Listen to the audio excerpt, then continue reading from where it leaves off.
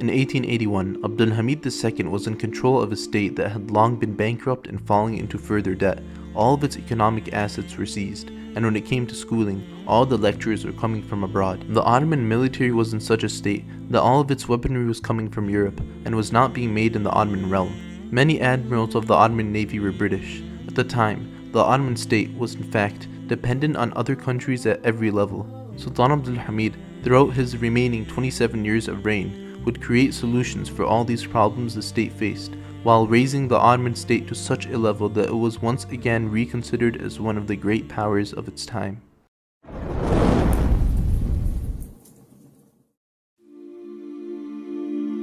In his efforts to reconstruct and re-establish his realm, Abdul-Hamid began with a project for the Ottoman Empire to achieve financial stability.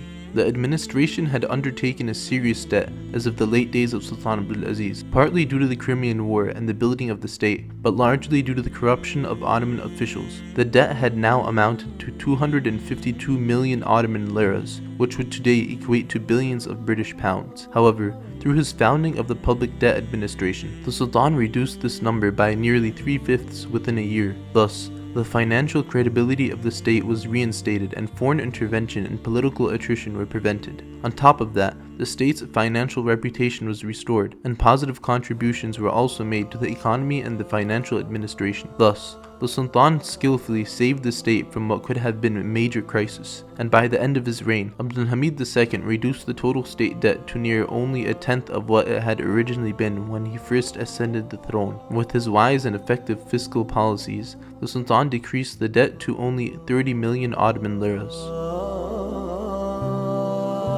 Abdul-Hamid believed that the lack of progress in the Ottoman Empire was due to a resistance towards modern science. This realization led to the modernization of the empire and remedied the lack of progress it had been plagued with for some time. He sought to reform and modernize two main areas, one of which was civil life. He set up various schools for the different sciences, agriculture, medicine, mining, and the shipping industry. In fact, he even used his own personal funds to set up the most advanced medical school in the world after the Vienna Medical School. Abdul-Hamid II, who was working on modernizing and institutionalizing the health services of the Ottoman Empire, took care to train health staff, especially doctors and pharmacists. He followed the discoveries and the inventions abroad and tried to transfer those developments into the country within a short amount of time. He also took advantage of steps Europe had taken in educating the deaf, dumb, and blind, and he set up special schools for them too. He would also send select groups of students for scholarships to Germany and France. The Sultan understood progress, revival, and advancement in the context of him being a Muslim ruler. He was all for advancement and not at all against it. He was willing to adopt Western technology if there was an established need for it. He wanted to take advantage of Western modern sciences, but this would be progressively done and only when needed.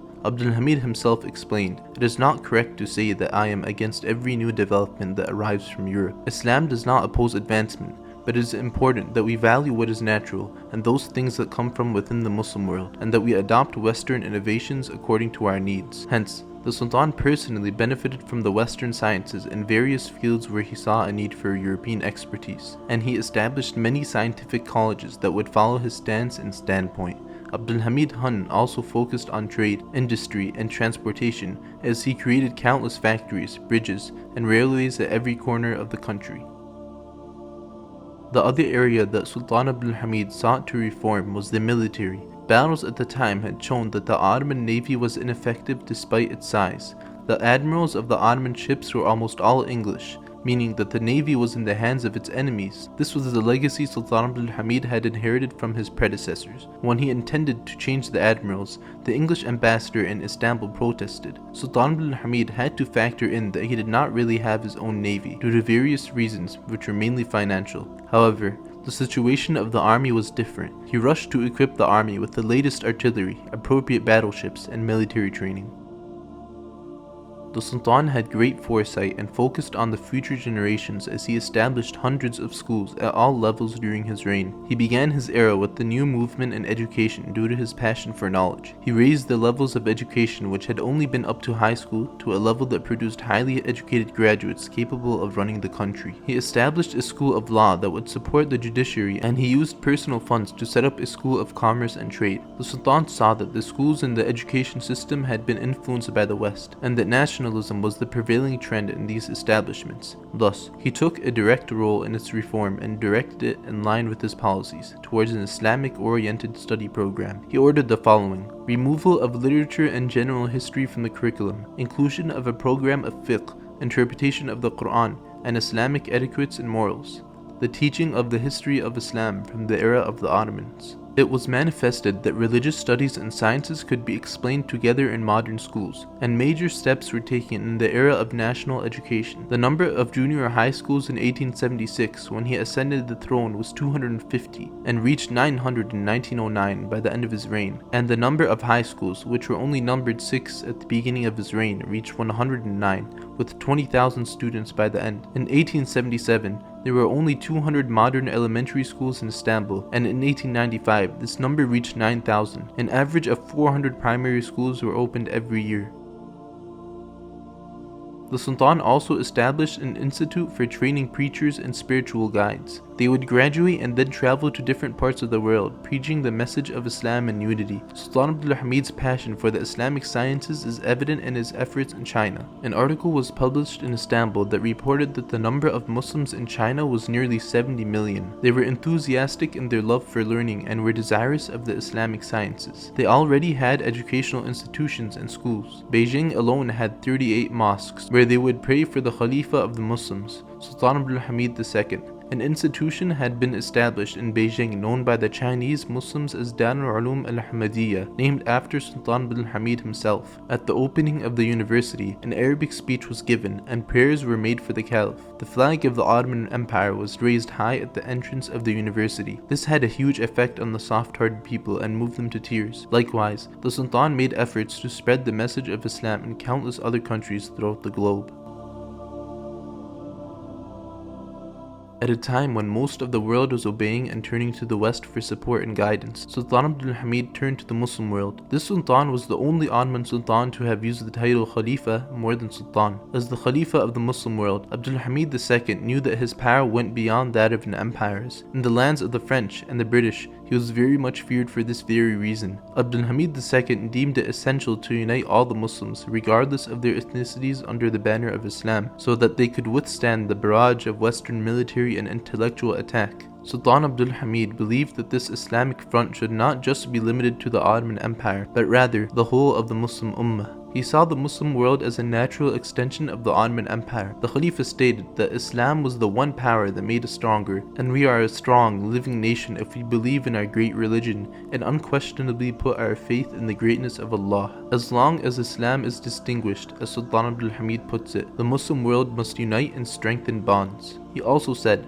"The day will come when all the Muslims will unite behind one man and awake as one, and a faithful nation will rise up and break the neck of the kuffar." By kuffar, the Sultan referred to Western ideology and civilization. Sultan Abdul-Hamid's policies encouraged challenging Western ambitions in Muslim countries and bringing the Muslim populations together under one banner and one purpose. The Sultan used every avenue available to him to establish pan-Islamism policies. He utilized preachers, academics, and prominent politicians of different nationalities of the Islamic world. He also utilized the sheikhs of Tasawwuf to spread the message of Islamic unity, or pan-Islamism, within the Ottoman Empire and beyond, from the outskirts of Turkestan to North Africa. The Sultan formed links between the seat of Caliphate and between the lodges and centers of the Sufi orders in all parts of the Muslim world. Abdul-Hamid II also created a central committee consisting of scholars and sheikhs known for their piety, abstinence, and religious zeal. They served as advisors to the Sultan in the matters of pan-Islamism. This central office of pan-Islamism in Istanbul had branches operating all around the world, including places outside the Ottoman realm, such as the French colonized North Africa.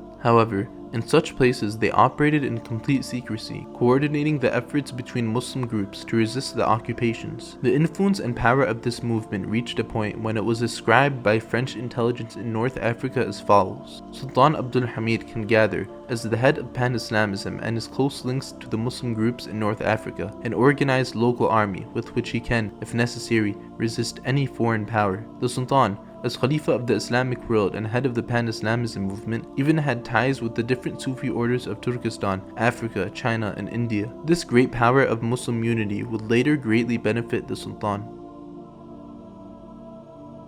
The era of Sultan Abdul-Hamid II has been described by some as the era of pan-Islamism. However, some historians of Ottoman history have also called it era of the railway. The most important railway project of Sultan Abdul-Hamid was the Hejaz Railway. The Sultan put this importance into words, saying, "The construction of the Hejaz Railway has always been an old dream of mine." The Ottoman Sultan, who saw emphasizing Islamic unity and the influence of the Caliphate as a must, decided to build the railway from Istanbul to Hejaz, even if it was a tough and costly task. This decision was revived with joy in the Islamic world. The Europeans, on the other hand, regarded it as a project that was impossible to realize. Well, how was the necessary money for the construction of the railway going to be found when the empire was going through a tough time? The total cost of the railway amounted to 4 million Ottoman liras, a fifth of the entire Ottoman budget. The financial wounds of the Russo-Turkish War of 1877 to 1878 had not yet been bound up, and the Ottoman Empire was paying war compensation to Russia as well. The empire had a deficit in its budget, and salaries of the state officials could not be paid on time.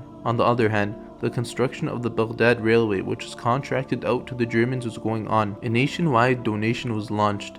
Notably, the Ottoman Khalifa Abdul-Hamid himself, the Ottoman dynasty, prominent statesmen, and even the public donated substantial amounts. However, it was clear that the donations would not be enough for the construction of the railway. Just then, the Islamic world came to the rescue. Muslims living outside the Ottoman territory began making large donations through Ottoman embassies. From Morocco to Egypt, India, South Africa, and Kazan, which were occupied and colonized by Europe, all of the Islamic realm raced to contribute to this endeavor. The Khidavi of Egypt, Shah of Iran, and Nizam of Hyderabad made donations to the cause. The donation campaign turned into a matchless project in terms of Islamic unity and loyalty to the Caliphate. Non-Muslims living within the Ottoman Empire did not fail to donate either. Donations even came from Europe. Donations came from every corner of the globe.